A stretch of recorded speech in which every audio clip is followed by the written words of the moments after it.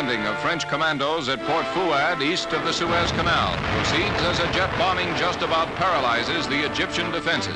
And scenes reminiscent of many Allied invasions during World War II are enacted in strength for the first time since the end of that conflict.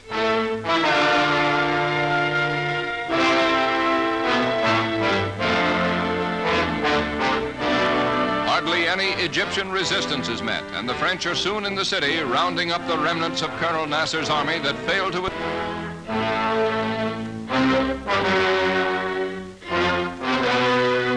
But sunken ships dotting the canal make the value of the action questionable, doubly so now that it halts here. France with Britain agreeing to a ceasefire at the request of the United Nations. At Port Said, the major city on the west bank of the Suez, the British had a real tough time.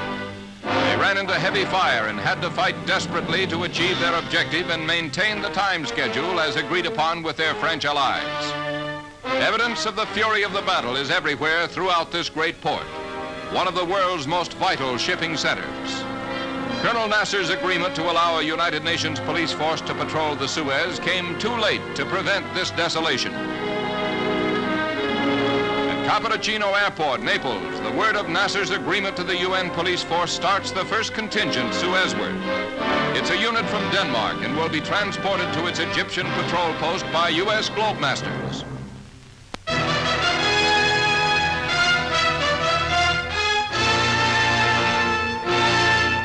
Arriving from the west to avoid frontal attacks on densely populated areas, Israeli forces from the Sinai Desert occupy the troubled Gaza Strip, taking early precautions that keep to a minimum incidents that could provoke bloodshed.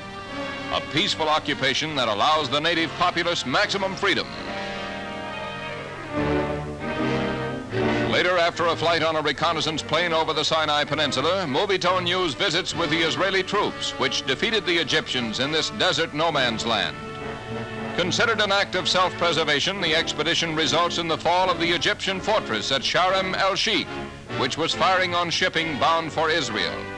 It yields thousands of prisoners to the victorious forces, with $40 million worth of battle equipment which Cairo recently received from Soviet Russia. Rating cheers for General Moshe Dayan, Israeli Commander-in-Chief.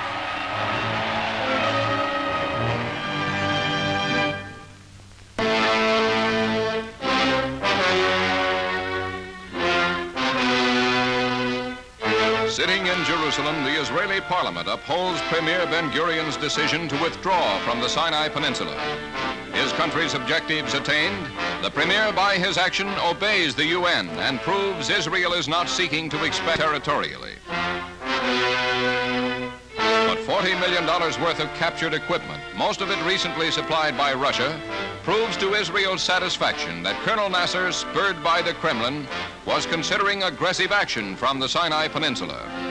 What other reason, the Israeli ask, could Cairo have for maintaining this vast war potential in a desert, except to provide its suicidal Fatayyins with the wherewithal for their raids?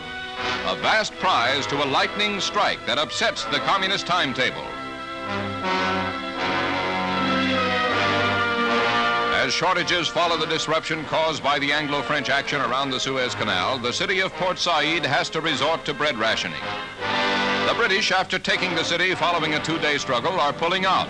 But food shipments to the port have dwindled, which makes getting home with your bread allotment precarious. As bands of hungry youngsters roam the streets and set upon lone wayfarers who happen to be carrying provisions. Port Said's police fled with the Egyptian army. The area is at the mercy of these young ones with appetites.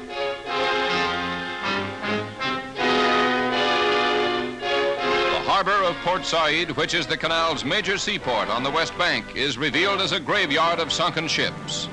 A gesture by the Egyptians to thwart the main objective of the Anglo-French invasion, which was to keep the vital waterway open. But with the fighting all over, the canal is blocked and may continue so for months.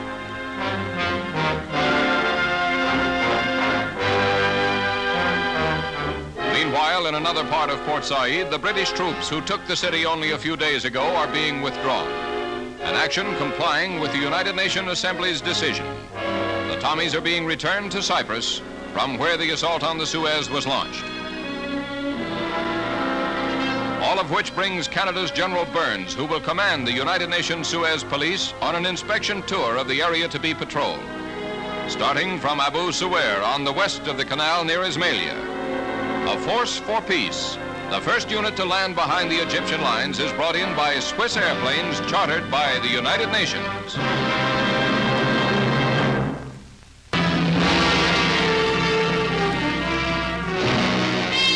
Outside Port Said, members of the United Nations Ceasefire Observation Party prepare for a tour between the front lines of the opposing forces at the Suez Canal.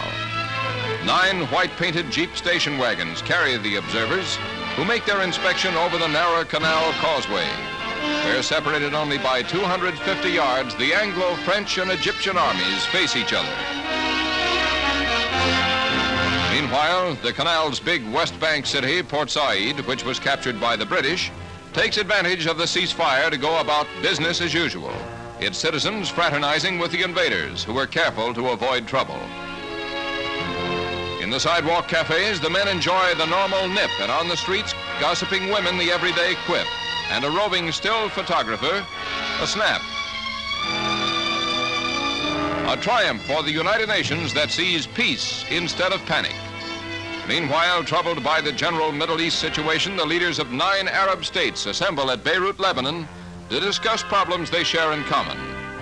Described as the most significant party ever held by the Arab League, 3 kings and 2 presidents are in attendance, though President Nasser of Egypt is conspicuously absent to be represented by his ambassador here. The talks, it is said, will be aimed at keeping the Soviets out of the Middle East while defending Arab rights in the West.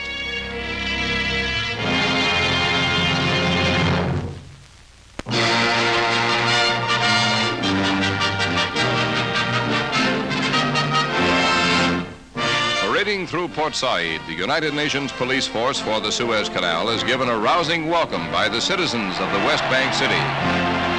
It's a spontaneous demonstration, but British troops are forced to clear the way for the peace patrol when communist agitators in the crowd try to provoke the Egyptians into an unfriendly attitude. But the people refuse to be deluded and recognize the force for what it is. And the United Nations patrol for peace at the vital waterway becomes an historic fact.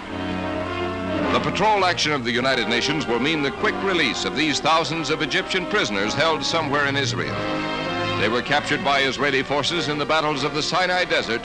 When deserted by their officers, they surrendered with $40 million worth of arms supplied by Russia and Czechoslovakia. Described as suicidal Fedayeen commandos, they look anything but in the humility of their imprisonment. Meanwhile, throughout Western Europe, as here in Paris, the shortage of gas caused by the sabotaging of the Suez recalls the fuel famines of World War II, a situation that will continue until the United Nations patrol makes possible the removal of the sunken ships that now block the international waterway. Today, the shortage in France is so acute, the government issued orders that the petrol on hand be reserved for doctors and nurses, etc., etc.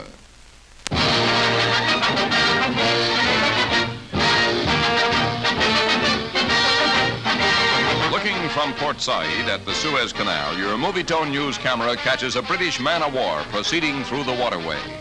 The first ship of any kind to move over the canal since the crisis precipitated by the Anglo-French-Israeli invasion of Egypt. Another achievement of the United Nations Emergency Force headed by Canada's General Burns, shown here at Port Said with General Cately, commander of the British forces in the area. General Burns is in Egypt to set up headquarters at the ceasefire line between the Anglo-French and Egyptian forces, an action that coincides with the departure of British troops from the city on the Suez. A praiseworthy British gesture in deference to the United Nations and in the cause of peace. For the British lost many Tommies to the fierce Egyptian opposition they encountered taking the port.